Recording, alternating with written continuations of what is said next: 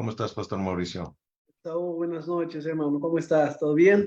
Muy bien, todo bien, gracias a Dios. Mucho trabajo. Me alegro. Bueno, no queda otra, ¿no?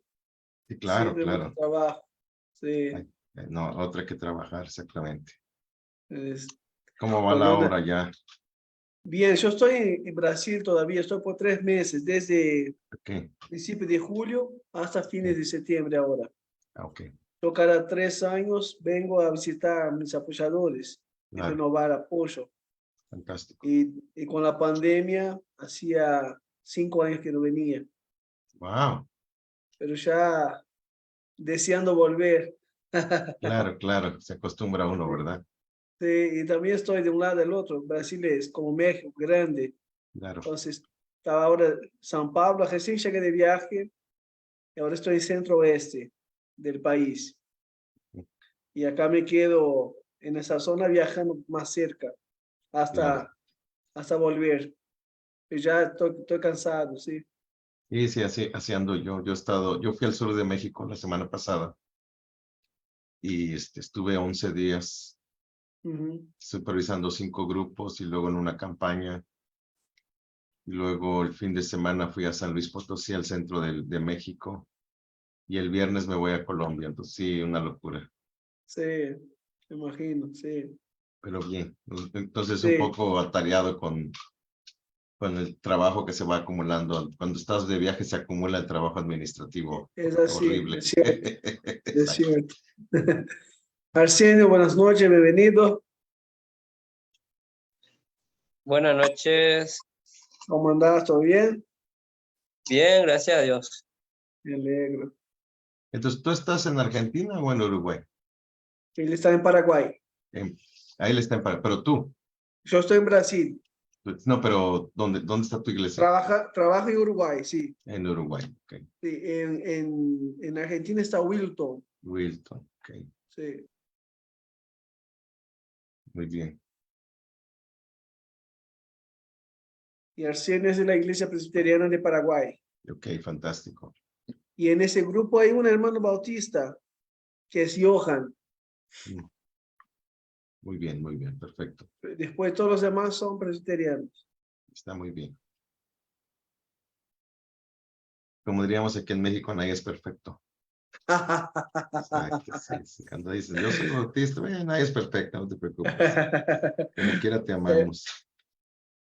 Sí. Buenas noches a Pablo y a Nancy, bienvenidos. A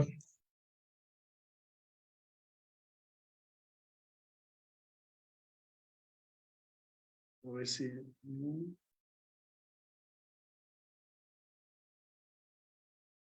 Todavía faltan 2 minutos. Sí, no te preocupes. ¿Cómo estás, Carlitos? ¿Cómo está Nancy? Bien, pastor, gracias. Qué bueno, qué bueno.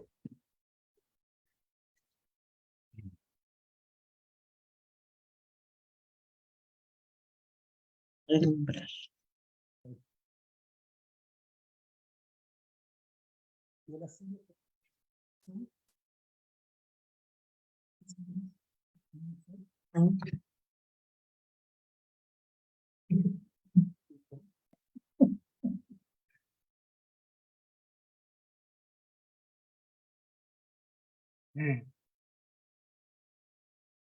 Ya te voy a pasar también el co-host.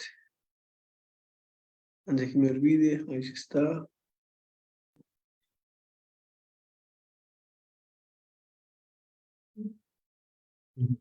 Bruno.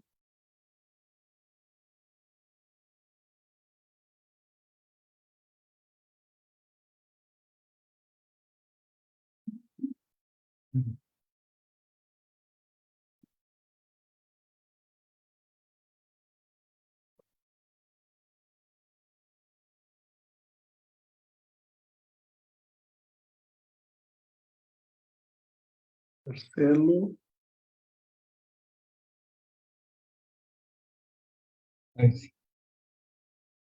Ya están entrando. Quizás ya podemos orar y pedir la bendición, Señor, mientras los demás van llegando.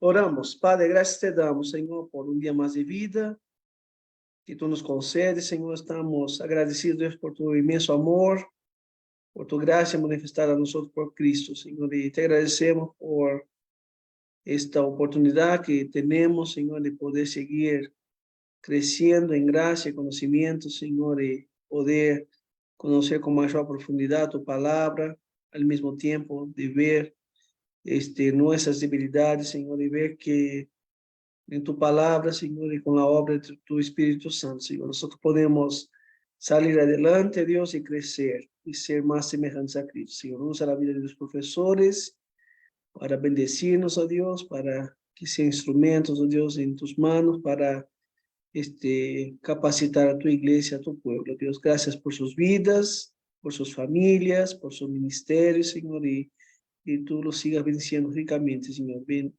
también a los alumnos, sus iglesias, sus familias, Señor. Rogamos tu bendición y nos confiamos en tus manos, en el nombre de Jesús. Amén. Amén.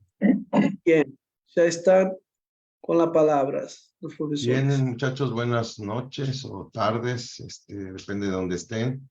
Vamos a empezar la lección número 4 de pacificadores. Al final de esta lección, Nancy y Carlos les van a explicar en qué va a consistir el examen final o el trabajo final para que ustedes presenten. En las siguientes 4 semanas yo voy a estar ausente. La próxima semana voy a Colombia y luego espero entrar en un proceso para que operen uno de mis ojos. Entonces, espero las siguientes 4 sesiones, que es el siguiente bloque de este gran curso, que se llama Dinámicas del Cambio. Ellos les van a proporcionar los materiales y todo el proceso lo van a trabajar con ellos. Y en el tercer bloque, que es Métodos del Cambio Bíblico, ya regresaré yo, espero, a poder ayudarles con las clases. Así es que voy a compartir mi pantalla para que puedan ver. Vamos a empezar con la clase del día de hoy. La sección que nos toca hoy es la sección número 4, Ve y reconcíliate. Aquí. Muy bien. Así es que vamos con la sección número 4, Ve y reconcíliate. Ya trabajamos con las 3 anteriores. Recuerden, principio número 1, glorificar a Dios. Principio número 2, saca la viga de tu propio ojo. Principio número 3, confrontar con mansedumbre. Entonces llegamos a este punto de ve y reconcíliate. Así que vamos a hablar sobre el perdón de Dios y el principio es debemos de perdonar como Dios nos perdonó. El perdón no es un sentimiento, ni es olvidarte, ni es excusar el pecado. Es importante en este momento que ustedes tengan presente las 3 mentiras que históricamente Satanás le vende a la iglesia. Eso sí no está en sus notas y se pueden ir anotando. Mentira número 1, perdonar es olvidar. Esa mentira. Tenemos una excelente memoria para recordar con detalle las cosas malas que nos han dicho o nos han hecho. Yo conozco personas que después de 50 o 60 años se acuerdan de cómo estaba el clima, de cómo iba vestida, de cuál era la expresión de su rostro, porque el perdón no tiene que ver con olvidar las cosas. La Biblia no dice que Dios olvida nuestros pecados. La Biblia dice que Dios separa nuestro pecado de nosotros tan lejos como está el oriente del occidente. Así que, pero esta es una mentira muy común que incluso en el ambiente evangélico en América Latina es muy común escuchar incluso a pastores decir, perdonar es olvidar. Y eso es muy frustrante porque, pues, gracias a Dios tenemos muy buena memoria. Mentira número 2, el tiempo lo cura todo. Mentira. Solo dejar pasar el tiempo no arregla nada si no lo trabajas en el evangelio. Así que es importante que usted y yo tengamos presente que necesitamos aprender a trabajar en el evangelio en un proceso de santificación. Si ya tomaron doctrinas de la gracia, hay una distinción entre justificación y santificación. La justificación es el acto judicial que ocurre en el cielo una sola vez y para siempre, donde la justicia de Cristo me es imputada o asignada. Y entonces soy salvo porque soy justificado por la obra de Cristo. No hay nada en mi pasado, en mi presente, en mi futuro, que Dios haya considerado para que yo sea salvo. Soy salvo exclusivamente por la obra de Cristo. Pero a partir de ese momento, y hasta el día que me muera o venga Cristo por segunda vez, lo primero que ocurra, empieza un proceso de santificación progresiva. Es decir, hoy soy más santo de lo que era ayer, mañana seré más santo de lo que soy hoy. Un proceso. En ese proceso de santificación es que el tiempo sirve si yo trabajo en este asunto del perdón. Entonces, porque yo he recibido la gracia de Dios, puedo ofrecer la gracia de Dios. Tercera mentira. El perdón es una emoción. En México, asumo que en América Latina es muy común decir, quiero que me perdones, pero quiero que me perdones de corazón. Porque asociamos el perdón con una emoción de cómo me siento. Quiero que lo hagas de corazón.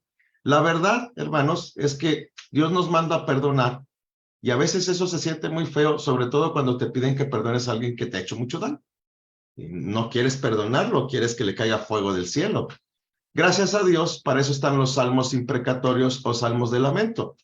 El más conocido creo yo que es el Salmo 3. Muchos son, Señor, mis enemigos. Muchos son los que dicen, no hay para él ayuda en Dios. Mas tú, Jehová, eres mi escudo, mi roca, el que levanta mi cabeza. Y luego se pone bueno. Cuando le dice, rómpeles los dientes, destrózales las quijas, o sea, dales con todo, Señor. Pero luego termina el Salmo, Señor, haz tu voluntad. Entonces, todos los salmos de lamento muestran cómo se desbordan las emociones, pero cómo esas emociones se conforman al amor de Dios. En el siguiente curso que van a ver con Carlos y Nancy, una de las lecturas que están dentro del curso, añadidas al curso, es una lectura sobre el enojo del doctor Polison. En esa lectura, cuando la revisen con ellos, de hecho creo que está diseñado todo para que sea una lección ese asunto, el doctor Polison explica que la Biblia explica que la Biblia no prohíbe que nos enojemos. Lo que la Biblia explica es que no te enojes de manera pecaminosa. El doctor Polison explica que hay un enojo a la manera de Dios y un enojo a la manera del diablo.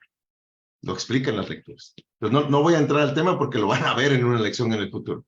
Pero es importante entender, cuando hablamos de las emociones, que a veces nuestras emociones nos engañan y a veces nosotros queremos hacerle mal al otro y tenemos que aprender. Al final de esa lectura que van a leer con Carlos y Nancy, hay 7 preguntas que se usan en consejería. Pregunta número 1. ¿El enojo es la percepción de que alguien está pecando contra ti? La pregunta es, ¿estás percibiendo correctamente el pecado de los otros en tu contra? Le damos el beneficio de la duda a todos. Sí, han pecado contra ti. Pregunta número 2. Si has percibido correctamente el pecado, ¿estás expresando tu enojo de manera bíblica, santa y piadosa? Y ahí es donde todo el mundo se atora. Porque, pues sí tengo razón con el enojo que tengo, pero no lo estoy expresando de manera bíblica, sino de manera pecaminosa o a la manera del diablo. Cuando vean la lectura con ellos van a trabajar y es una muy buena lectura para trabajar con personas que tienen problemas de la ira, pero para entender este asunto de las emociones, ¿verdad? Recuerden también que, como el doctor Richard Parra explica, hay 3 metas primarias en la teología: la ortodoxia, la ortopraxis y la ortopatía. La ortodoxia, pensar correcto, sana doctrina. Ortopraxis, hacer lo correcto, prácticas correctas. Ortopatía, emociones correctas. Recuerden que la Biblia se escribió en Oriente y no en Occidente. Nosotros como occidentales tenemos un orden para las cosas. Como occidentales, pienso correcto, hago correcto, siento correcto. Pero en la práctica no funciona así. Y la Biblia no funciona así porque la Biblia fue escrita en Oriente. Y entonces, en la Biblia vas a encontrar emociones correctas que confirman nuestras creencias y nuestras acciones, o acciones correctas que desafían nuestras emociones y nuestra fe, etcétera, etcétera. Entonces, eso es muy interesante que lo tengan presente. Así que cuando estamos hablando del perdón, quiero volver a las 3 mentiras del perdón, tenemos que tener presente estas 3 mentiras. Y entonces podemos afirmar lo que la Biblia enseña acerca del perdón. Y la Biblia enseña que el perdón es una decisión. Perdonar es una decisión que tiene como modelo el perdón de Dios hacia nosotros. Vestidos pues como escogidos de Dios, santos llamados de entrañable misericordia, de benignidad, de humildad, de mansedumbre, de paciencia, soportando los unos a los otros y perdonando los unos a los otros, si alguno tuviera queja contra otro, de la manera en la que Dios perdonó, así también hacerlo vosotros. En Corintios, Pablo explica: el amor no guarda rencor. Así que el perdón es una decisión, es algo que decidimos. ¿Y cómo lo decidimos? Lo decidimos porque imitamos a nuestro Padre Celestial, perdonamos a los demás. Entonces, yo decido perdonarte a ti como Dios me perdonó a mí. Ahora, aquí hay una ilustración que les va a ayudar a entender esto, que tampoco está en el libro. Supongamos que ustedes tienen una deuda, no sé cómo estará su peso argentino. Nosotros ahora tenemos un superpeso. El dólar está bajando frente a nuestro peso, pero generalmente todavía tenemos una diferencia como de 17-1. Piensen en una deuda en dólares para que sea más fácil para todos. ¿Cuánto no le podrías pagar al banco? $100,000, $25,000, $50,000, $1,000,000. Piensen en una cantidad. Yo no podría pagar $1,000,000. No, $500,000 creo que no lo podría pagar. Ni en 30 años. Yo tengo 51, ya no los pago. Una cantidad que no puedo pagar. Entonces, vas con tu pastor y el pastor te dice: hermana, no se preocupe, Dios va a proveer. Le pido un favor, vaya al banco. Y ay, pastor, pero me da vergüenza ir. Vaya al banco. Vas al banco y tu ejecutivo revisa tu cuenta y dice: efectivamente, su pastor vino y liquidó su deuda. ¿Cómo te haría sentir eso con respecto a tu pastor? Pues, claro, le quieres dar un beso, ¿verdad? Pero cuando te vas, te quieres parar del banco e ir a darle un beso a tu pastor. Te detienes: espérame tantito. Hay todavía una buena noticia.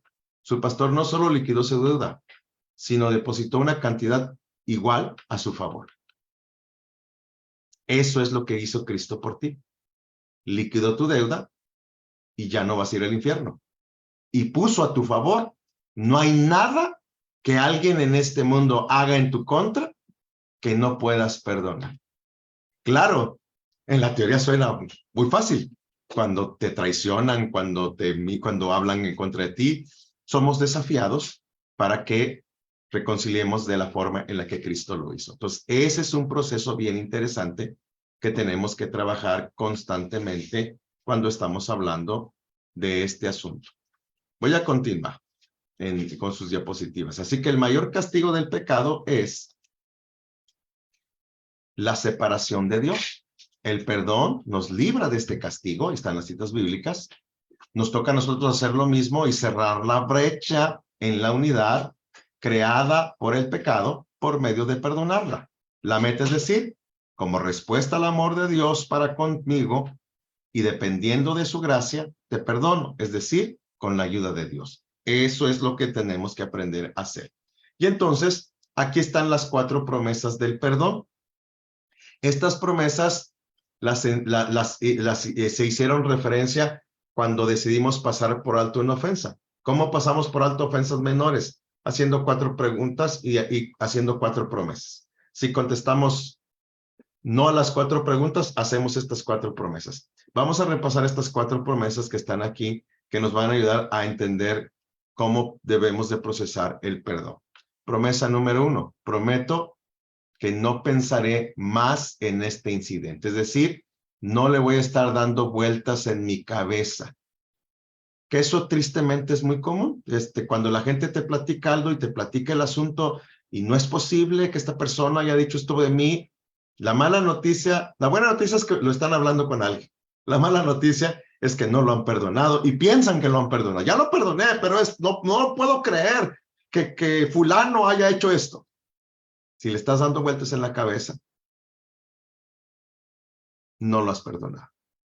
Y entonces, eso es algo con lo primero con lo que tenemos que trabajar. Vamos a ver ahorita adelantito que esta primera promesa la llamamos perdón posicional. Es una promesa que tú haces a Dios y que recupera tu paz interior. ¿Cómo trabajo yo esta promesa? Usando Filipenses 4, 6, 7 y 8, que asumo que conocen de memoria. Cuando Pablo dice, por nada estéis afanosos. Suena fácil de aquí para allá, porque la gente te responde, usted no tiene la suegra que tengo yo, o la esposa con la que tengo yo, o el jefe que tengo yo, y yo en mi cabeza, pues amén, ¿verdad? Pero el punto aquí es, la Biblia insiste, por nada estéis afanosos. Y luego Pablo da una fórmula en 3 pasos fácil de seguir. Dice, por nada estéis afanosos. Antes bien, en toda ocasión, sobre todo cuando estás en dificultades, porque cuando todo va bien, realmente es más fácil. En toda ocasión, especialmente en la crisis, con oración, ruego y acción de gracias. 3 cosas que debes de hacer en el proceso de santificación. Orar, Señor, te pido por este hombre. Rogar, recuerden que todos los escritores del Nuevo Testamento están pensando en hebreo, aunque están escribiendo en griego. La palabra que viene a mi mente, el texto que viene a mi mente es como el siervo brama por las corrientes de las aguas, así clama por ti, oh Dios, el alma mía. Clamor es una expresión en hebreo que habla de aquí del dolor en la boca del estómago, de las entrañas. Así que cuando dice ruego, es como cuando tu mamá te manda a lavar los platos y no los quieres lavar y pataleas. No los quiero lavar, pero los tienes que lavar. Entonces, oración, Señor, ya no puedo con este hombre. Ruego, Señor, si no lo vas a iluminar, elimínalo. Aquí lo que estoy diciendo es que tienes que decirle a Dios cómo te sientes. Dios no se ofende por cómo te sientes. Nosotros a veces nos ofendemos, pero Dios no se ofende. Dile lo que sientes con respecto a. Y tercero, Señor, gracias por este hombre. Y en ese momento te aseguro que estás derramando tu corazón. Y entonces pasa lo que el verso 7 dice. ¿Qué dice el verso 7? Y la paz de Dios, que sobrepasa todo entendimiento, guarda el corazón y los pensamientos en Cristo Jesús. La palabra importante aquí es la palabra guardará, que es una palabra de origen militar que podría traducirse mejor al español como custodiará. Recuerden, una palabra de uso militar que se está refiriendo a un soldado romano que custodia o guarda una posición. Un soldado romano es un hombre entrenado en el arte de la guerra, tan bien entrenado que un solo soldado romano puede con 25 bárbaros. 4 soldados romanos, una guardia romana puede con 100 personas. Eran 12 discípulos, 70 seguidores, todos llenos de miedo. 4 soldados romanos pueden custodiar la tumba de Cristo. Entonces, lo que está diciendo el texto es que la paz de Dios se interpone entre tu conflicto y tu corazón, entre tu conflicto y tus pensamientos. ¿Por qué tu corazón? Porque las emociones se alteran. ¿Por qué tus pensamientos? Pues porque para pensar mal somos re buenos. En México hay un dicho que dice piensa mal y acertarás. Pero lo interesante es que el verso 8 es la antítesis del dicho popular mexicano. Porque el verso 8 dice, sea algo bueno, puro, digno, amable, honesto, en esto pensé. Bueno, ya les expliqué cómo usar Filipenses 4, 6, 7 y 8, que es lo que yo recomiendo para hacer la promesa número 1. Y entonces, oras con la persona, que él haga esa promesa a Dios y que deje que la paz de Dios guarde su corazón y sus pensamientos. No es sencillo, pero es un proceso. Prometo que no permitiré que pensaré en ese incidente. A mí me gusta personalizarlo y yo cuando la enseño, explico, prometo que no permitiré que este incidente me esté atormentando la cabeza. Ustedes que son argentinos, paraguayos, uruguayos, incluso los chilenos, pues tropicalícenlo a una expresión que funcione para ustedes y que permita que lo recuerden. Eso a mí me permite recordarlo más fácil y enseñarlo a otros, ¿verdad? Ya cuando lo estamos enseñando en un grupo como estos, de que son seminaristas, pues ahí están las notas, ¿verdad? Revisen el libro y revísenlo como está en el libro. Pero yo recomiendo que lo tropicalicen sobre todo en su contexto en particular para que realmente sea efectivo con las personas a las que estás aconsejando. Recuerden que estamos hablando del perdón y de perdonar de la primera promesa. Prometo que no pensaré más en este incidente. Promesas 2, 3 y 4 requieren un proceso de restauración. Promesa 2, prometo que no mencionaré este incidente ni lo usaré en tu contra. Promesa 3, prometo que no hablaré a otros sobre este incidente. Y promesa 4, prometo que no dejaré que este incidente se interponga en mi relación personal contigo. Promesa 2, si lo menciono, y lo uso en tu contra, entonces no te perdoné. Si lo platico con otra persona, no te perdoné. Si dejo que eso se interponga en nuestra relación, no te perdoné. Es decir, que el perdón restaura la relación al mismo nivel donde estaba antes de la ofensa. No elimina las consecuencias si había asuntos materiales. Por ejemplo, yo recibí en consejería a una señorita, porque todavía vivía en su casa, pero era odontóloga. Ya tenía su consultorio, la muchacha y todo, pero cuando hacía rabietas en su casa, se encerraba en el baño, y algunos baños tienen unos cancelitos de vidrio, ¿cómo se llama? Parece plastiquito, pero no es plástico, como que son fijos. Y la muchacha pateaba, se pasó hasta que la rompía. Cuando empezamos el proceso de consejería, claro que sus padres la perdonaban y explicamos el asunto, pero tiene que pagar lo que rompió. Si incluyen, o sea, las consecuencias las tiene que pagar, porque es parte del aprendizaje. Sí te perdono, pero si rompiste algo. Otro ejemplo, una pareja que eran miembros de mi iglesia, vinieron porque tenían dificultades y ella en un arranque de ira tomó los lentes de su esposo, los aventó al piso y los pisoteó, y luego agarró el celular de su esposo y lo aventó contra la pared y lo hizo pedazos. En el proceso, claro que su esposo la perdonó, pero ella le tenía que comprar lentes a su esposo, nuevos, y un celular igual al que le rompió. O sea, es importante la restauración cuando son asuntos materiales y no quitarles las consecuencias, aunque eso no quiere decir que no hay perdón. Eso es importante, porque eso de pronto ya te perdoné, pero ahí ves como que consigues un celular. Eso, cada caso en particular se revisa, pero es importante que trabajen con esas cosas que tristemente pasan, ¿verdad? Entonces, sigamos aquí. La primera promesa le llamamos perdón posicional. Promesa 1, no pensar. Es una promesa que tú le haces a Dios. Es una promesa incondicional, un compromiso que haces con Dios. Y ahí es donde yo recomiendo trabajar con Filipenses 4, 6, 7 y 8. Y es lo primero que tienes que hacer con tu aconsejado, es que él recupere su paz interior. Y ese proceso no da darle vueltas en la cabeza. Dar vueltas en la cabeza hace que tengas insomnio, dolor de espalda, dolor de cabeza, que abras el refri a medianoche y te comas el pastel que quedó de la fiesta. Son cosas que pasan. Hay gente que ve televisión toda la noche. Mi consejo, ¿no puedes dormir?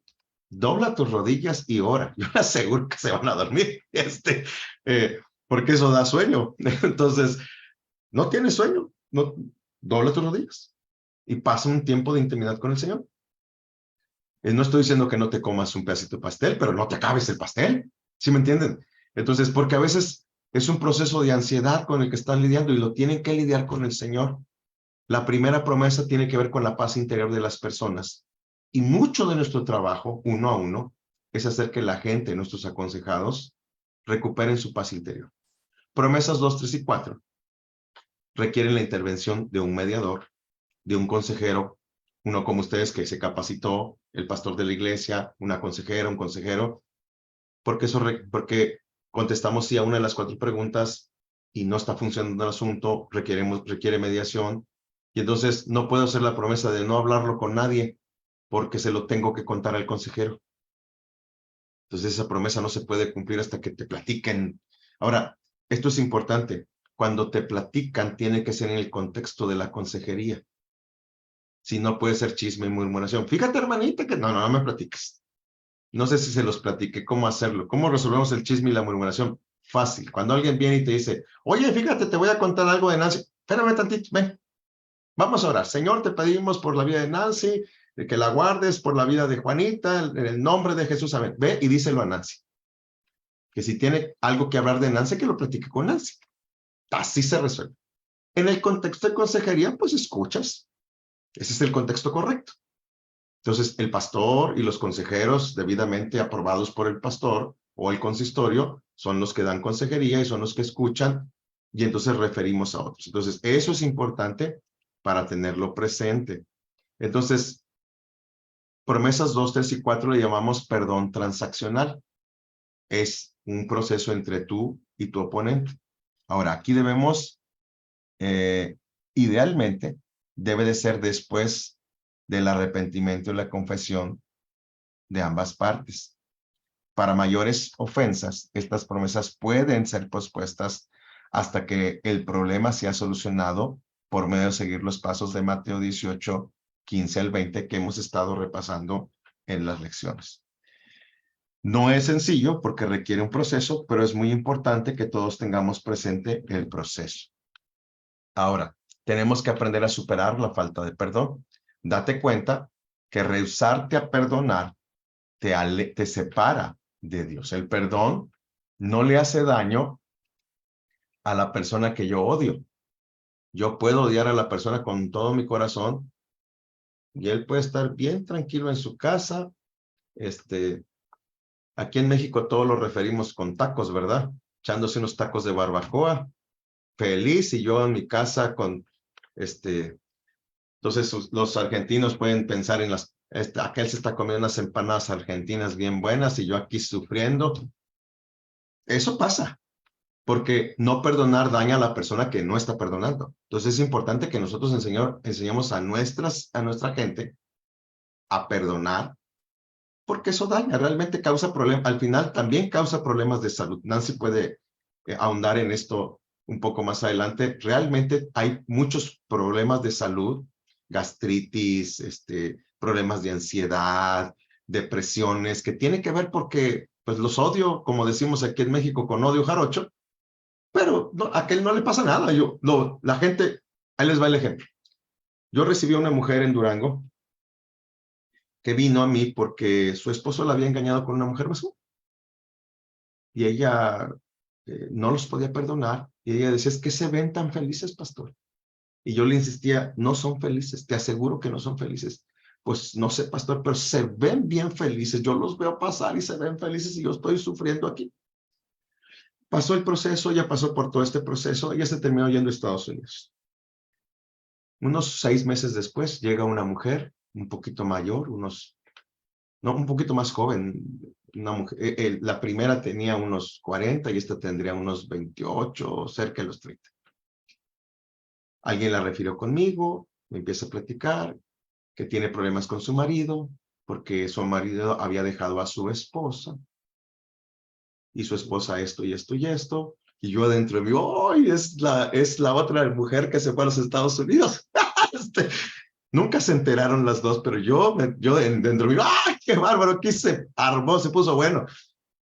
El punto es que no era feliz, estaba amargada, porque el hombre todavía tenía una relación, pues es la mamá de sus hijos, pues. Entonces era complicado. Entonces, aquí en este contexto es el contexto correcto para platicárselos. ¿Por qué? Porque estas cosas van a pasar. Y a veces todas las partes van a estar adentro de la iglesia y tenemos que restaurar a todo el mundo. A veces no se van a enterar porque los que se enteran somos nosotros cuando los estamos aconsejando.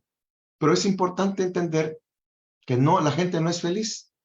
Se sufre. Entonces, es importante en ese proceso trabajar con estas cosas y entender que no perdonar nos separa de Dios. Renunciar a actitudes pecaminosas y expectativas no realistas. A veces estamos esperando que la otra persona pague, que la otra persona cambie. Es muy común que la gente dice, yo no lo voy a perdonar hasta que cambie. Pues esa promesa no se puede hacer porque somos pecadores. Te puede prometer trabajar para no hacerlo, pero solo Dios puede, esto es importante, solo Dios cambia la mente y el corazón. Nosotros no cambiamos gentes, porque a veces la gente piensa, lo voy a mandar con el pastor para que lo cambie. Una mujer me dice, pastor, le voy a mandar a mi Mario para que lo cambie. No, no me lo mandes. Y después ya hablé con ella y aclaré el asunto de que yo no transformo gentes, o sea, soy un hombre finito, falible, lleno de errores. O sea, yo no cambio personas. El único que puede cambiar personas es Dios y la gente necesita a Dios. Entonces, eso es algo que tienen que tener claro como consejeros para que no se frustren, ¿verdad?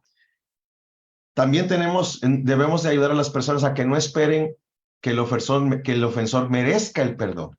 No lo merece, como yo no lo merezco. Tampoco debemos desear castigar al ofensor hasta que no pague. O demandando una garantía de que el ofensor no lo volverá a hacer. Estas son expectativas no realistas que tenemos que tener cuidado y ayudar a las personas a no tener estas expectativas que no son realistas. La reconciliación usualmente requiere tu iniciativa y trabajo diligente. Yo pues, preso en el Señor, os ruego que andéis como es digno de la vocación con que sois llamados, con toda humildad y mansedumbre, soportándonos con paciencia unos a otros en amor, solícitos en guardar la unidad del Espíritu en el vínculo de la paz. No puedes perdonar en tu propia fuerza. Depende de Dios darte el poder para perdonar. Solo, y esto es importante, solo los cristianos podemos perdonar genuinamente, porque los cristianos somos el objeto del perdón de Dios. Entonces, la gente no sabe lo que es el perdón hasta que no conoce a Cristo. No les son perdonados sus pecados, no les puesto a su favor, y entonces se puede perdonar a los demás. Entonces, eso es bien importante entender. El principio clave, buscar la cooperación en contraste con la competencia, para el bien de todos y la gloria de Dios. Y entonces, esta es una técnica que se llama pausa, que es básicamente un acróstico, es una serie de consejos para ayudar a las personas una vez que se han perdonado ambas partes. Esta pausa, quiero que vayan a su mente, en las dos respuestas de pacificación personal después de pasar por alto ofensas menores, negociar, dialogar y negociar. Una vez que hemos logrado que ambas partes se pidan perdón y que ambas partes tengan como base la gracia de Dios, hay ocasiones que les pedimos hacer una pausa. Cuando les pedimos hacer una pausa es seguir este proceso, que es como un acróstico de consejos que tenemos que revisar. Vamos a revisar estos consejos del acróstico pausa. La P de pausa. Prepárate. Prepárate en oración. Prepárate previendo las reacciones que las personas pueden tener. Acopia hechos verdaderos. Prepara tus declaraciones iniciales. Identifica cuestiones e intereses. Escoge con cuidado el lugar y la hora. A veces puede ser fundamental el lugar y la hora adecuados. Estudia la Biblia. Busca consejo de cristianos sabios y maduros. Desarrolla opciones. Planea alternativas. Todo esto es un proceso de planificación. Antes de vamos a dialogar y vamos a negociar.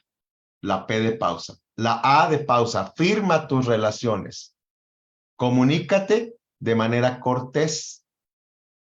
Dedica tiempo a asuntos personales.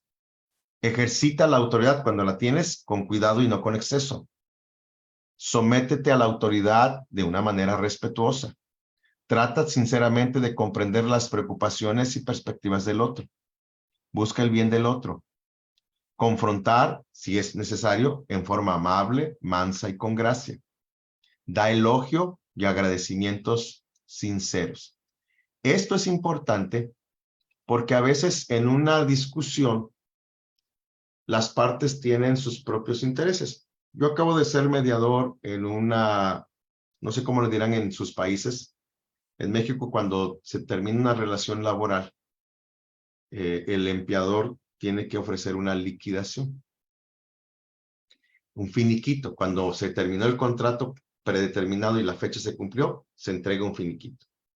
Cuando el empleador te corre, se entrega una liquidación. Son cantidades abismalmente diferentes una y otra. Acóplenlo a su. Esta fue la terminación de unas relaciones pastorales. Se terminó el tiempo del pastor.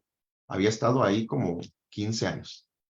El pastor estaba ofendido porque el liderazgo de la iglesia había hecho una reunión congregacional que él tuvo que presidir, pero no le avisaron que iba a haber reunión. El día que llegó le pidieron que presidiera la reunión. Entonces él se sentía ofendido porque pues lo habían como aislado de la decisión.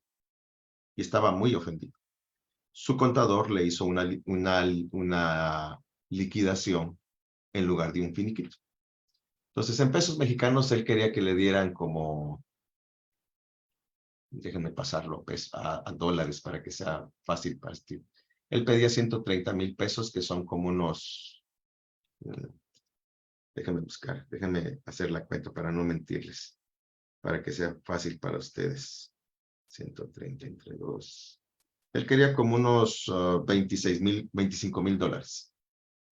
Y la iglesia le estaba ofreciendo como 12,000 o 14,000 dólares. 130,000 pesos, 75,000 pesos. Al final, a mí me tocó mediar, entonces, para que se arreglara el asunto. Al final, el pastor aceptó los 75,000. Ellos pidieron perdón, él pidió perdón, pero fue un asunto complicado. Todos estos consejos sí son bien útiles, porque al principio alguien gritó y los dos corrieron de la reunión. El pastor nunca había escuchado a ese pastor decirles de lo que se iban a morir los ancianos de la iglesia. Estaba muy mal este pastor. No dijo una sola mala palabra, pero los envió al infierno. Y los ancianos también, tampoco dijeron una mala palabra, pero dijeron cosas feas del pastor. Y yo mantuve todo el tiempo este tono de voz. Está bien, ya escuchamos al pastor, queremos escucharlos a ustedes, ahora quiero que me escuchen a mí. No es sencillo. Entonces, va a haber un momento en que les va a tocar pasar por la pausa, y entonces es escuchar a los demás, es saber cuáles son sus preocupaciones, por qué esta situación, por qué el pastor se siente ofendido, por qué ellos no sienten que no lo han ofendido. O sea, todas estas cosas son importantes. Al final, hay que entregar una cantidad, se tiene que contar, todos contentos. Pero estas cosas sí pasan. Lo importante es que esto no llegue a un juzgado civil. Esto lo deberíamos de arreglar en la iglesia.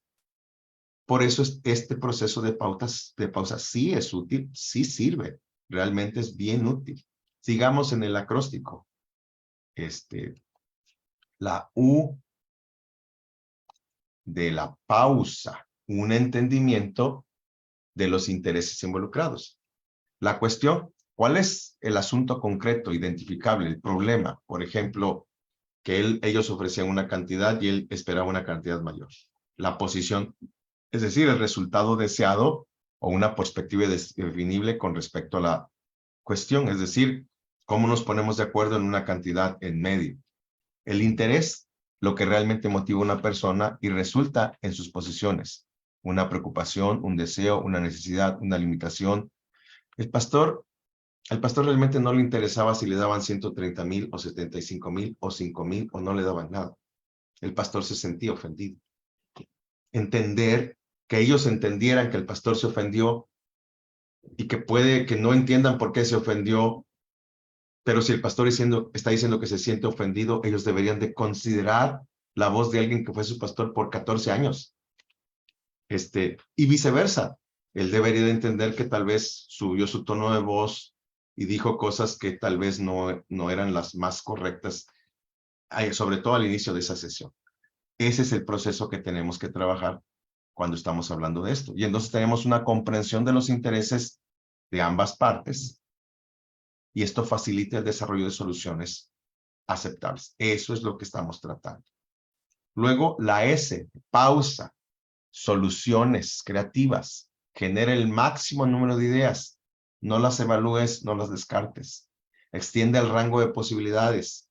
Descubrir intereses adicionales y maneras de satisfacerlos. Y entonces llegamos a la última A de pausa. Afín, evalúa las opciones y sé razonable. Hay que recurrir a la palabra. Hay que obtener informes objetivos. Tal vez ni su contador, ni nuestro contador, sino un tercero. Busca opiniones de consejeros confiables. El último recurso, si no nos ponemos de acuerdo, que en este caso era el asunto. Si no nos ponemos de acuerdo aquí y el pastor no está dispuesto a recibir lo que ustedes le ofrecen, que lo que el pastor quería no era el dinero, era una disculpa. Entonces, vamos a un juez civil, y en México eso se llama Junta de Conciliación y Arbitraje, Y en México los trabajadores siempre le ganan a los empleadores. Claro, puedes pasar 3 o 4 años peleando. Y como estás demandando una iglesia, ahí hay una serie de cosas que, pues es obviamente un mal testimonio. En la iglesia presbiteriana en México, cuando un pastor demanda a una iglesia, es excomunión en automático por el mal testimonio, no porque el pastor no tenga la razón, que eso tal vez se tiene que trabajar un poco mejor, ¿verdad? Porque a veces sí hay iglesias injustas con los pastores.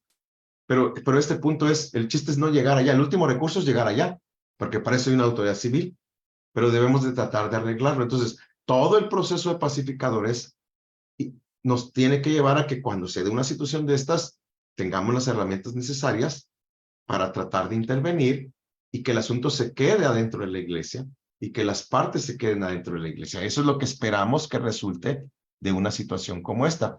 La pausa se puede usar para casi cualquier asunto que necesite diálogo y negociación, ¿verdad? Y entonces, esta es una lección cortita. Entonces, hemos terminado la lección número 4. Repasen la pausa, estudien la pausa, piensen en estas cosas. Al final, a veces son cosas tan simples como ponerte de acuerdo con tu esposa. Ahí les doy un ejemplo. Cada pareja tiene un arreglo diferente. Y no me voy a meter en el arreglo de ustedes. Les voy a platicar el mío. Cuando nos casamos, mi esposa y yo, que tenemos 26 de casados, al principio yo iba al súper con ella y yo pagaba. Para empezar, a mí me desagrada ir al súper. Yo soy el tipo de persona que va al súper con su lista en la cabeza, 1, 2, 3, y vámonos. Y mi esposa, tan linda ella, pues le gusta ir pasillo por pasillo, revisando precios, comparando cosas, y entonces, ¡ay, el súper se tarda mucho! Y entonces, cada ida al súper era un pleito. Que por los precios, que por esto, que por aquello, que por qué te tardas tanto. No sé si les ha pasado a ustedes, pero a mí me pasa, se me pierde mi mujer en el súper. Y le doy vueltas al súper y no la encuentro, porque se perdió. Está en el súper. En Estados Unidos yo la llegué a vocear, como niño perdido, porque se pierde. No sé si solo y no sé si solo pasa en México, pero pasando a los Estados Unidos, ni hambre les da, ni cansancio les da, o sea, increíble. Pero el punto al que voy es, ese arreglo no fue bueno, porque yo pagaba, nos peleábamos, llegamos a la casa disgustados, y era un pleito. Tuvimos que ir a consejería, o sea, no lo arreglamos porque no conocíamos pacificadores. No lo pudimos arreglar 1 a 1, tuvimos que ir con un consejero. Y estaba fácil. Hubo una negociación donde nos pusimos de acuerdo y yo entonces, a partir de ese momento, eso tiene 25 años, yo le entrego a mi mujer una cantidad mensual porque yo recibo mis honorarios mensualmente. ¿Cuánto necesitas para la comida mensual? Tanta cantidad. Mi mujer es muy independiente, así es que se agarra el carro y se va al súper solo. Y yo feliz de la vida. Estaba fácil, pero ese arreglo a nosotros nos funciona. Y hasta la fecha, yo le doy una cantidad mensual y yo raras veces voy al súper. No me gusta. Y cuando voy al súper, voy específicamente a comprar mi rastrillo, mi gel, o sea, lo que voy yo, y que eso es rapidito. En la pandemia, eso fue difícil para mí porque en la pandemia me tocó hacer el súper de la casa con una lista, ¿verdad? Y pues vas sacando la lista. Y no sé, a los hombres cuando surtimos despensa, no lo encuentras, no está, no existe. Y tu mujer es que ahí está, en tal pasillo está, y vas y lo checas. Para un hombre es muy frustrante porque uno nunca encuentra las cosas. Se tienen que entendernos, muchachos, realmente es difícil. Y uno tiene que aprender a amar a su esposa y amar estas cosas porque realmente lo que para uno es muy complicado. Por eso la Biblia habla de la ayuda idónea. Hay mujeres que disfrutan realmente el asunto. Entonces, pero el punto aquí es, sus fortalezas son mis debilidades son sus fortalezas y trabajamos juntos. Ese es el chiste. Entonces, pero esta pausa ayuda a negociar. Y bueno, les platico mi arreglo. Seguramente Carlos y Nancy tienen el suyo, su pastor tiene el suyo, cada quien tiene el suyo y cuando funciona, no le muevas mano. Pero cuando no funciona, pues vienen los pleitos, vienen los gritos, vienen los sombrerazos, y entonces la pausa sirve para un proceso de diálogo y negociación, y tomamos un acuerdo. Una vez que tomamos un acuerdo, fíjense, sobre ese asunto, tiene 25 años que no peleamos. Es fantástico. No peleamos sobre ese asunto, ¿verdad? Hay otras cosas que de pronto requieren que nos sentemos y volvamos a negociar y volvamos a hacer un arreglo. No es sencillo, pero les aseguro que sí funcionan los principios. Muy bien. Entonces, agradecido por estas primeras 4 semanas. Ahora Nancy y Carlos van a hablar de las tareas pasadas, de la tarea final. Van a trabajar con ellos. Ellos, pues tenemos tiempo. Pero ellos van a trabajar con ustedes. Nancy, por favor. Gracias, pastor. Carlos está pidiendo el dato del consejero.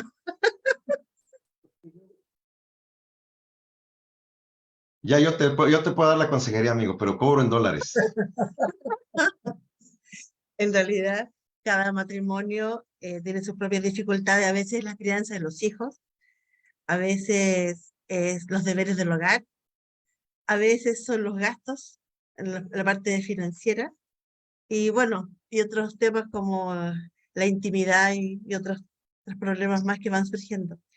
Pero efectivamente, cuando una mediación o hay una dificultad en el matrimonio y uno no lo puede resolver, ahí están los consejeros para poder ayudar a tirar un puente, digo yo, entre dos personas que se aman, pero están en un conflicto que no lo pueden resolver. Pastor, yo le voy a prestar nuestra solución. Nosotros tenemos de matrimonio 37 años. Y todos los gastos los hace él y todas las compras las hago yo. No. Yo quisiera. Bueno, como usted dijo, pastor, vamos a revisar las tareas que hay para esta semana. ¿Sí? En la tarea anterior hay hermanos que están respondiendo parcialmente. Así, bueno, en la tarea de la lección número 3, algunos hermanos no contestaron en la lectura de Mateo. La idea es poder leer la lectura de Mateo 18, del 15 al 20, y poder hacer un ejemplo práctico utilizando los pasos bíblicos. El ejemplo puede ser un ejemplo inventado o un ejemplo bíblico, da lo mismo, pero la idea es que puedan aplicar los pasos, algo breve, no muy extenso. Los hermanos que ya lo han enviado han estado los trabajos excelentes, y hay 2 hermanos que no hicieron esa parte, que yo les pedí que por favor lo hagan, algo breve, donde se note que se pueda aplicar, que no quede solamente a nivel teórico. Pero los hermanos que lo enviaron, yo les respondí, y están excelentes los trabajos. Realmente emociona ver un trabajo tan bien hecho, tan profundo. Con respecto a la tarea de la lección número 4, en sus apuntes tienen que ir a la página, de la página 31 a la 35. Y el trabajo mismo, la tarea está en la página 36. La página 31 se titula La cruz y la crítica. Y aquí habla sobre qué tan dispuestos estamos nosotros a escuchar una crítica. Obviamente cuando alguien nos critica no es porque hicimos el trabajo perfecto ni porque cumplimos las expectativas del otro, ¿cierto? Siempre que hay una crítica es porque claramente no llegamos al nivel esperado y la otra persona entonces nos dice lo que nos faltó por hacer o lo que no quedó a la altura de lo que nosotros deberíamos haber realizado. Y aquí habla sobre qué hacemos nosotros con esa crítica. Y yo sé que no hay que leer el texto para saber qué hacemos con la crítica, ¿cierto? Yo voy a hablar de mí. Cuando alguien me critica, uno siempre, apenas empieza a escuchar que están hablando algo que uno no hizo correctamente o que uno debió haber hecho y no lo hizo, uno de inmediato empieza a buscar un argumento para responder y contraargumentar. Y por lo tanto, nosotros decimos, esta persona está hablando mal de mí porque yo no soy así, yo no hice esto, esta persona dice esto porque no me conoce. Entonces uno intenta rápidamente enmendar el pensamiento del otro con nuestros propios argumentos. Bueno, y aquí dice el texto eso. Dice que nosotros cuando, bueno, ustedes lo van a tener que leer, pero cuando uno es criticado es porque a uno le quieren corregir algo de una manera sana o simplemente a uno lo quieren destruir de una manera con malas palabras por algo que nosotros hicimos al que estamos al debe porque no lo hicimos bien o hemos fallado. Y uno se empieza a defender, ¿cierto? Y empieza a contraargumentar para salvar su honor. Y eso es algo bastante humano, diría yo. Y saben, aquí en el texto ustedes van a descubrir un ídolo. Y el ídolo es que, el ídolo de mi yo, o mi self, o mi esencia, que yo no quiero que alguien me pisotee o que se termine hablando mal de mí, porque yo sé que no soy así, entonces me quiero defender. ¿Y cuál es el ídolo o la idolatría que estaría a la base? Yo mismo, ¿cierto? Y aquí se habla después, qué es lo que dice la Biblia sobre la crítica, y se hace una comparación con respecto a lo que Cristo hizo por nosotros en la cruz. Él murió por nuestros pecados. Y nosotros a través de Cristo somos justificados. Y es tan brutal entender que yo no me tengo que defender, que yo no tengo que empezar a excusarme ni a justificarme, porque Cristo ya me justificó ante Dios, no ante los hombres que son iguales a mí de pecadores, ¿cierto? Sino que Cristo me justificó ante Dios. Y por lo tanto, esa justificación es eterna, no se pierde, porque Cristo ya murió por mis pecados. Y no solo por esa crítica que me están haciendo en este instante, sino que por todos aquellos pecados que ni siquiera la persona que me critica conoce, ni es capaz de saber qué cosas he hecho yo, qué pecados tengo. Bueno, de hecho, somos pecadores, ¿cierto? Entonces, los invito a que lean el texto y, y vean qué sentido tiene esto de la cruz y la crítica. ¿En qué sentido nosotros estamos justificados ante Dios de nuestros pecados y por qué nosotros no debemos justificarnos? Y de en qué sentido nosotros tenemos que entender la crítica como un paso para nosotros poder crecer en sabiduría, crecer en entendimiento, el entendimiento de Dios, ¿cierto? La sabiduría que solo Dios nos da. Dios nos ama y nos ama de tal manera que incluso permite que a través de un otro podamos ser criticados para poder mejorar, que a través de un otro podamos ser criticados para crecer en sabiduría. Y después, al final del texto, hay algo muy interesante, porque a nosotros nos gustaría que nos critiquen de una manera tranquila, amable, con amor, el amor de Cristo, ¿cierto? Para que no se gatille en nosotros ese deseo idólatra de autocuidarnos y autojustificarnos, sino que nos encantaría que cuando alguien nos critique, nosotros siempre decimos, yo no me ofendí por lo que me dijiste, sino por el cómo me lo dijiste. Es una forma, yo digo, una forma maquillada de decir, no me gustó lo que me dijiste, no me gusta que me critiquen, pero uno lo trata de disfrazar diciendo, no, si yo no estoy ofendida por lo que dijiste, sino por cómo me lo dijiste. Pero en realidad, la verdad son las dos cosas, por lo que me dijo y por cómo me lo dijo. Entonces, pero nosotros decimos así. Pero quisiera, aquí al final del texto, en la página 34 dice, 35, en la página 35, no, en la página 33 dice, nosotros deberíamos criticar a un otro de la misma manera que a nosotros nos gustaría que nos criticaran, en amor, con mansedumbre, con paz. Entonces, el desafío es, cuando criticamos, ¿qué estamos criticando? ¿Por qué criticamos? ¿Y de qué manera lo hacemos? ¿Es para edificar al otro o es para destruirlo? Porque nosotros nos ofenden, que cuando nos critican, creemos que es para nuestra propia destrucción, ¿cierto? Entonces, es muy interesante leerlo. ¿Y saben ustedes lo que les va a pasar? Que yo creo que es lo mismo que me pasó a mí. A uno le da vergüenza darse cuenta cómo uno ha reaccionado ante la crítica. Y es terrible darse cuenta, porque yo soy mucho más vieja que ustedes, entonces he reaccionado muchas más veces que ustedes. Y esa manera que reaccionamos, la Biblia nos confronta, que nosotros entonces tenemos un propio ídolo, que somos nosotros mismos, nuestro propio self, nuestra esencia. Y no creemos tanto quizás en el perdón que Dios nos ha dado, en la justificación de Él, porque nos empezamos a justificar nosotros. Y después, en la página 35, les pido que la lean con detención, porque hay como unos pasos bien bonitos de lo que dice Dios, lo que enseña Dios a través de su palabra contra la crítica. Y obviamente que hay una tarea. La tarea está en la página 36. Y las tareas son como paso a paso lo que fuimos leyendo en el texto desde la página 31 en adelante. Yo les invito a que lo lean con detención, no solamente como para aprenderlo, para que después nosotros lo podamos explicar a un otro, que es muy importante que lo hagan, porque primero les va a servir a ustedes. A mí ya me sirvió, y realmente es vergonzoso darse cuenta cómo uno se ha comportado a través de los años.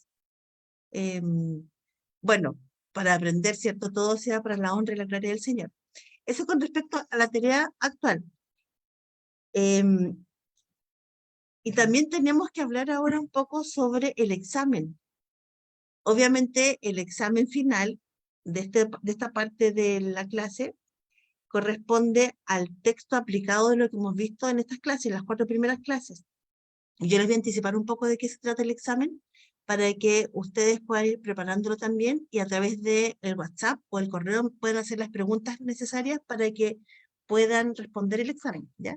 Yo más que responder el examen para poder aprobarlo con buena nota, para que podamos aprobar la asignatura, o esta parte por lo menos de la asignatura, es para que ustedes también después lo puedan aplicar. Por eso es un examen práctico de un caso.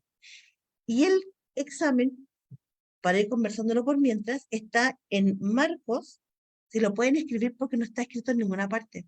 Marcos capítulo 8, del versículo 14 al 21.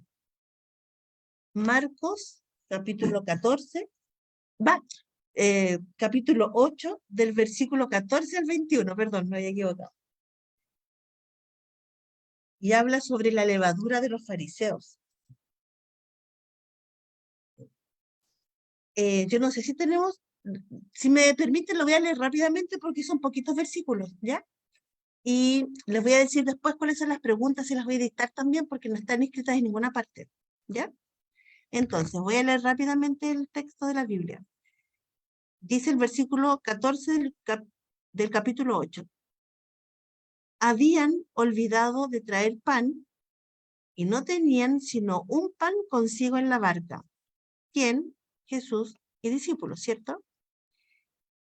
Él les mandó diciendo, mirad, guardaos de la levadura de los fariseos y de la levadura de Herodes. Y discutían entre sí diciendo, es porque no trajimos pan.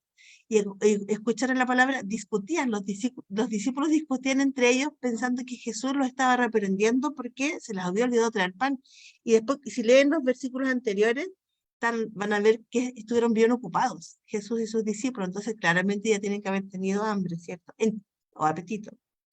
El versículo 17, y entendiéndolo Jesús les dijo, ¿qué discutís porque no tenéis pan? ¿No entendéis ni comprendéis? ¿Aún tenéis endurecido vuestro corazón? Teniendo ojos no veis, y teniendo oídos no oís, y no recordáis. Y aquí les va a hacer un recuento Jesús rápidamente de lo que vivieron ellos con él. El versículo 19. Cuando partí los 5 panes entre 5,000, ¿cuántas cestas llenas de los pedazos recogisteis? Y ellos dijeron 12. Y cuando los 7 panes entre 4,000, ¿cuántas canastas llenas de los pedazos recogisteis? Y los discípulos dijeron 7. Y les dije, ¿cómo aún no entendéis? Aquí hay un conflicto, ¿cierto? Entonces, les pido si por favor pueden, en primer lugar, leer varias veces más ustedes este texto. En segundo lugar, allá, Pastor Carlos dice que va a explicar un poco 2 conceptos quizás, el de la levadura de los fariseos y de Herodes. Ya. ¿Escuchan bien? Ya. Necesito.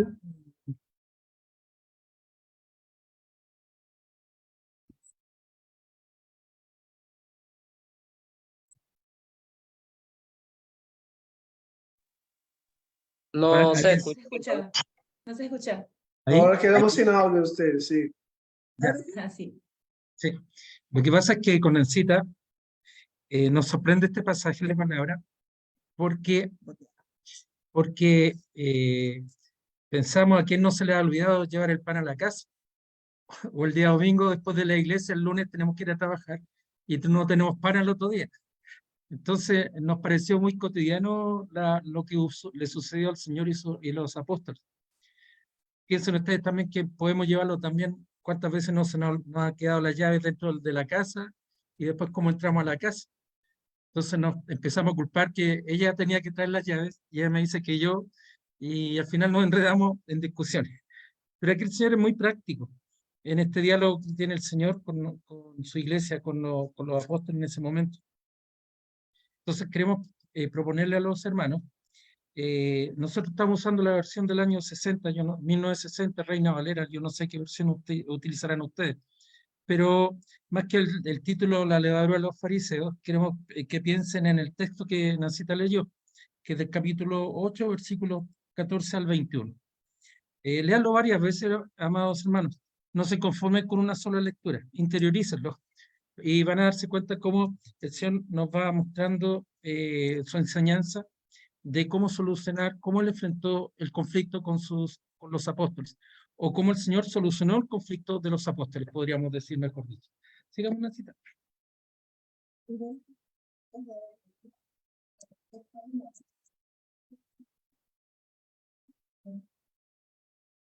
No se escucha. ¿Ahora sí? Ahora sí. De que había puesto el cuaderno encima del teclado. Entonces, identificar el problema como punto 1. Punto 2, identificar quiénes participan del conflicto.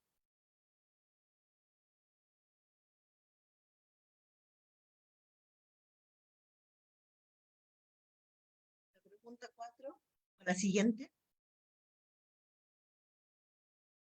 ¿Cómo intervino cada uno de ellos en el conflicto? ¿O qué hizo cada uno de ellos en el conflicto?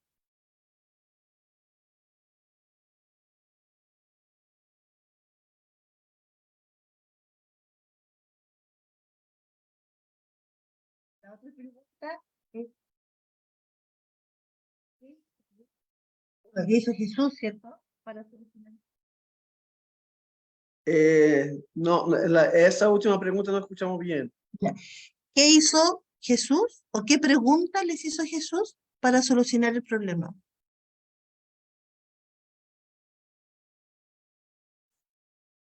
Y la última pregunta, que es de aplicación. Elija algo de lo que hemos aprendido en estas 4 clases para aplicar.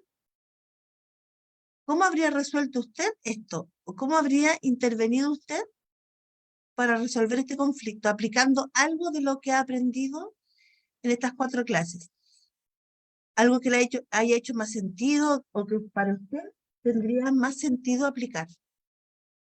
Yo creo que todas las respuestas van a estar distintas en este último punto. ¿Cómo intervendría usted? ¿Cómo lo aplicaría para resolver el conflicto? Perdón, la quinta pregunta, ¿cuál es? Es de aplicar lo aprendido, ¿esa? Aplicar lo aprendido. Aplicar lo aprendido. Pero no pueden aplicarlo todo, ¿cierto? Tienen que escoger algo de las 4 lecciones que a usted le hizo más sentido. Dale. ¿Cómo lo haría? ¿Cómo lo habría hecho usted?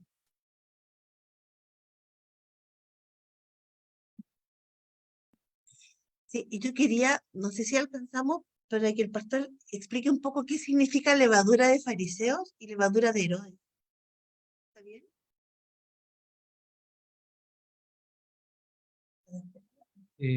Sí, gracias, Nancita. Vamos a mandarlo directo por WhatsApp para que quede. Pastor, lo dice. Si alguien no alcanzó a tomar nota, va a quedar ahí las preguntas. Bueno, nosotros vemos este pasaje, hay un conflicto, evidentemente, pero también hay una solución dada por el Señor. Y el Señor los manda, hablando al corazón de estos hombres, guardarse la levadura de los fariseos y también guardarse de la levadura de Herodes. Para si alguien no lo sabe, la levadura es un hongo. Acá en Chile, cuando se hace pan, normalmente se utiliza al hacer pan, se coloca agua caliente, se mete en la masa, se amasa, digamos, y esto empieza a inflar, a crecer. Hay levadura buena y levadura mala. Pero en este caso se está hablando de una levadura mala. Entonces, la idea es que ustedes puedan ver a través de la lectura que ustedes van a tener, cómo esta mala levadura no es un tema teológico, por si acaso, hermano, no lo piensen de esa manera, que vamos a estar viendo un tema teológico griego, en donde vamos a buscar la palabra. Es entender que lo que el Señor nos va mostrando con lo que externalidad de las cosas. Piadosos cuando no somos realmente. Perdón, se cortó. ¿Sí? ¿Se cortó? ¿Ahora sí? Sí, ahora ¿Aló? sí. Sí. Ahora. Ya, mostrarse en una externalidad de los fariseos piadosos cuando no hay piedad, no hay verdadera piedad, cuando no hay verdadera honra de Dios, y la levadura de Herodes, que es la pecaminosidad, la idolatría. Sabemos que Herodes tiene el trágico honor de haber dispuesto la muerte de Juan el Bautista. Era un asesino, jactancioso, arrogante. Te podemos ver varias características de este Herodes, pero es eso lo que el Señor les advierte a los hermanos. Guardados de la levadura de los fariseos y de Herodes. Quizás eso sea lo más complejo de poder entender dentro de esta lectura, porque a veces uno no logra verificar a dónde está apuntando el Señor con ello. Pero el Señor estaba hablando del corazón, a eso, a que no vayan estas cosas aumentando en tu corazón, destruyendo tu entendimiento de las cosas que tú has ido aprendiendo. Es eso lo que porque entendemos que es lo más complejo, digamos, que pudiera entenderse para ustedes. No es un tratado, no queremos que hablamos de teología, ni sistemática, ni tampoco de una traducción del griego, no, simplemente entender el concepto, qué es lo que el Señor quería decirle a estos hermanos, a estos apóstoles, sobre lo que ellos se estaban comportando. ¿Es eso, Monancita?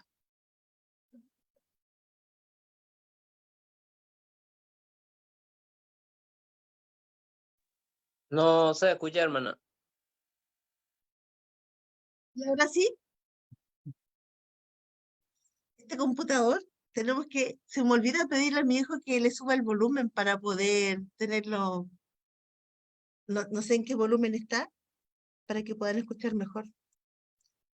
Pero bueno, con respecto a lo que el pastor Esaú decía, de los problemas que una persona puede tener por no perdonar. Nosotros acá en Chile hablamos que le damos vuelta al problema o rumiamos el problema. Rumiar como las vacas, ¿cierto? Que las vacas son rumiantes porque dan vuelta y vuelta a la comida. La dejan primero en el estómago y después la devuelven y la mastican hasta que finalmente se la tragan. Cuando uno no ha perdonado, uno puede fingir la paz. ¿Se acuerdan que habíamos hablado de esto? Uno puede fingir la paz porque lo deja de hablar, pero en la mente o en el corazón sigue el problema avanzando y uno se queda como envenenado contra esa persona y por lo tanto no deja pasar la situación.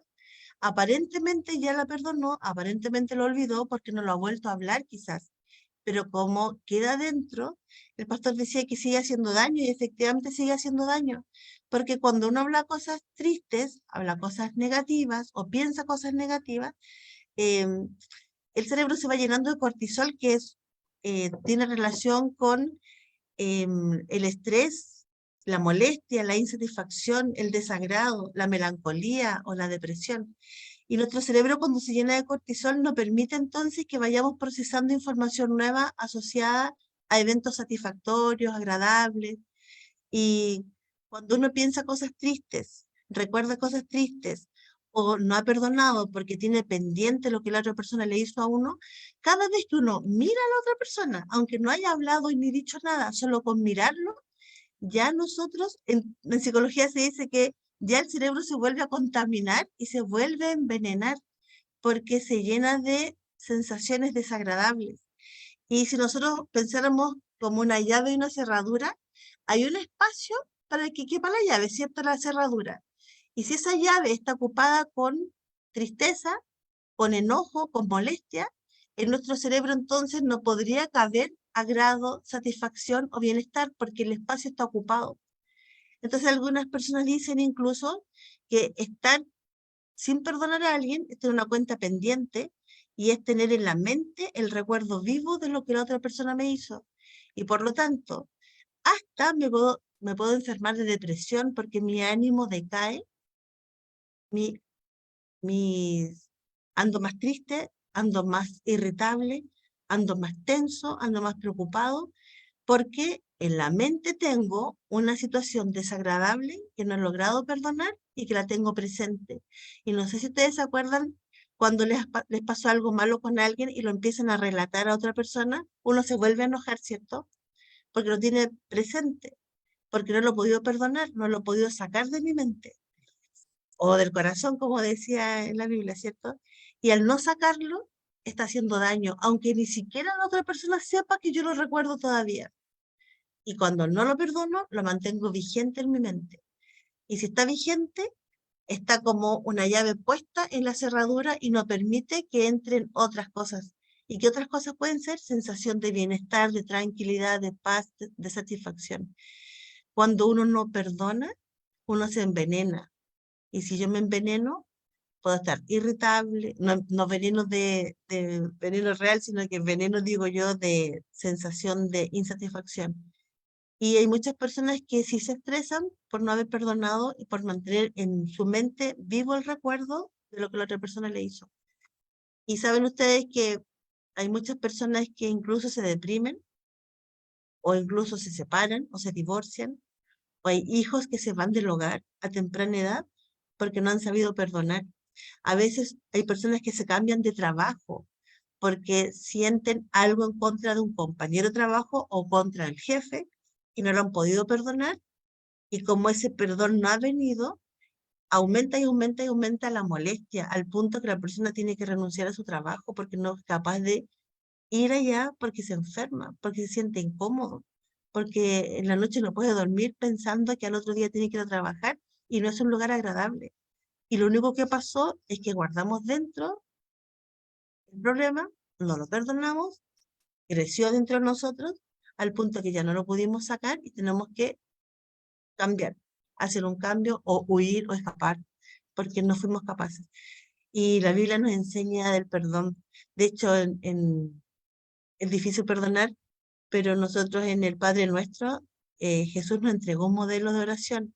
Y en el modelo de oración que dice, perdonar como quien nos perdonó, como Cristo.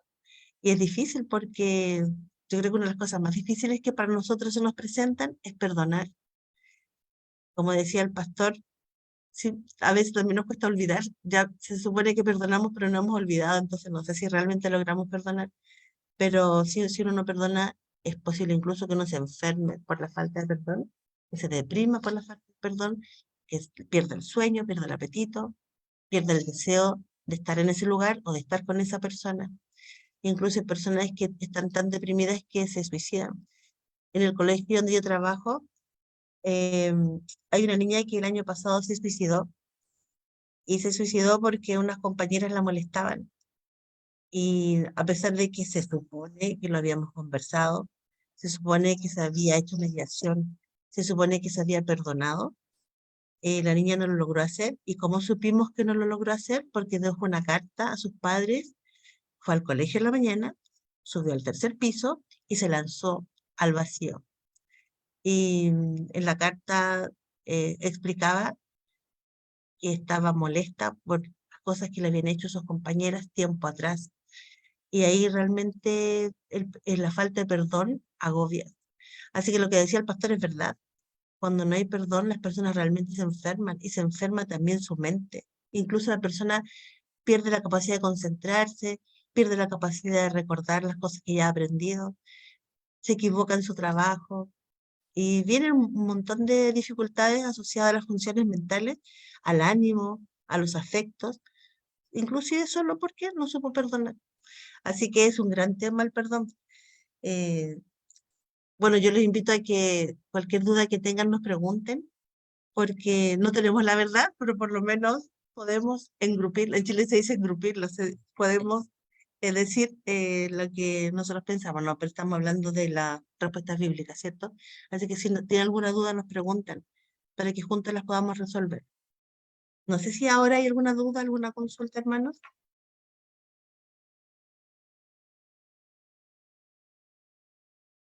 ¿No? Yo voy a insistir en la tarea que tienen de la página 31 a la 35 sobre la cruz y la crítica. Y, y quizás los que tienen hijos, los que tienen esposas, esposos, o los que trabajan en algún colegio, y lo puedan compartir, porque es muy enriquecedor entender de qué manera nosotros nos comportamos y qué es lo que la Biblia nos dice con respecto a la crítica. Yo creo que lo que menos nos gusta es que nos critiquen, y nos agrada criticar. Así que convérselo con sus hijos, con su esposa, en la iglesia, si alguien es profesor de escuela dominical o hace clases, tienen reunión de matrimonios o tienen reunión de mujeres o de varones, que lo puedan conversar, porque realmente yo creo que les va a servir mucho. A mí me ha servido mucho, de hecho me avergoncé mucho cuando lo leí. No sé, hermanos, si tienen alguna duda, alguna pregunta. Acerca de la tarea final, ¿es para entregar junto con esa tarea 4 o no? No, es para la semana 5. Para la próxima semana es de la página 31 a la 36 35. del texto, sí. Pero yo le anticipé el examen porque así tienen más tiempo para pensar y para resolver las dudas. Pero Perfecto. no es examen, es el examen de pacificadores, ¿cierto? Sí. Ok, gracias. Pastor. ¿Algún comentario más? ¿Alguna pregunta? Si necesitan algún apoyo de comentario para el texto, el pastor ya explicó, pero si necesitan leer algo más de capítulo 8 de Marcos, me avisan que yo les paso algunos recursos, ¿está bien? Y las preguntas sobre los deberes con los profesores, directo, ¿tá? Yo sirvo de apoyo, lo que puedas allá con material, pero también con ellos ustedes pueden hablar directamente. ¿Se entendió todo? ¿Estamos bien? ¿Comentarios, preguntas? Arsenio, ¿levantaste la mano o dijiste que todo bien? ¿Está todo bien, Arsenio? Sí, está todo claro. Perfecto. Excelente. No sé si profesores terminaron, ¿verdad? Sí. Podemos orar entonces por la vida de Saúl, que va a operar la visión, pedir por su vida, por la operación y por la recuperación también. ¿Tá? Vamos a pedir a Johan, por favor, se puede guiarnos en esa oración. Sí, oramos. Amado Dios y Padre Celestial, que estás en los cielos, te damos gracias, Señor, por este tiempo que podemos tener este curso de consejería bíblica, Señor. Gracias, Padre, por cada uno de los profesores, por la dedicación, por el estudio, Padre, por ayudarnos a prepararnos en esta materia, Señor, que es tan importante para la vida cotidiana, Señor, para aconsejar a otras personas en nuestras iglesias locales, Señor, e incluso acercar a familiares nuestros, amigos, Señor, que tú verdaderamente con tu Espíritu Santo nos estés ayudando a aplicar todos estos recursos a la hora de poder aconsejar a otras personas, Señor. Te queremos pedir específicamente por el pastor Esaú, Señor, pedirte para que verdaderamente esa operación que él se vaya a hacer, todo obre para bien, Señor, que tú estés teniendo control de los médicos, Señor, de cada parte de la operación, que tú le estés dando tranquilidad, le estés dando paz en medio de ese momento que de seguro es un poco difícil, Señor, pero, Padre, nuestra salud está en tus manos, Señor, y tú tienes control de cada acontecimiento, de cada cosa, Señor, por pequeña que sea, Padre, y sabemos que la vida de nuestro hermano está está en tus manos, Señor. Te damos gracias por todo, Señor, y gracias también por estos medios que nos permiten estar conectados a la distancia, Señor, y que nos permiten también poder seguir equiparándonos para tu servicio, Padre. Gracias, Señor, en el nombre de Jesús. Amén. Amén. Amén. Muchísimas gracias, Pastor Carlos y Nancy, por todo el apoyo. Pastor Saúl ya se fue. Gracias, hermanos, y estamos en contacto, ¿tá? Usen el Chao, grupo, también. usen el chat por las dudas, ¿tá? Bendiciones y Chao. buen descanso a todos. Nos Dios vemos. los bendiga. Buenas Chao. noches. Chao, chao. Chao.